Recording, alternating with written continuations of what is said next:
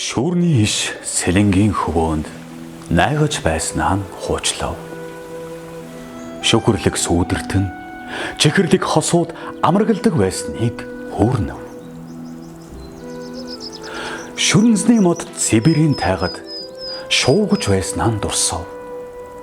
Шүтлэг улаантнууд бядлаг хүмүүсийг буудаж барсныг дурдав.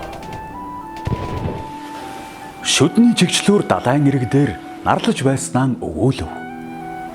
Шүр, самар, зоосны дээрэмчид хөл дорн хөлжиж байсныг өчөв.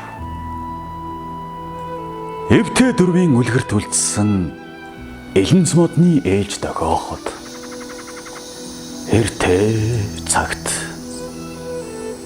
энэтхэхийн ойд тагта үнцийг минь авчирч туулайнууд шүүдрийг минь долоож сармөгчингууд сүүдэрт минь тоглож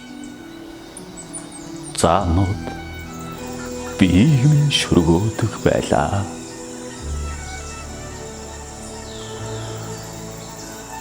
Хүмүүс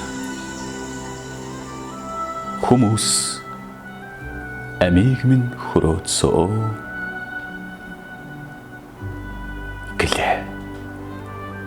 Моддын үгсийг сонсгосон. Монос шинэсхэн үрсүүдийнх нь инээдийг л сонсгосон.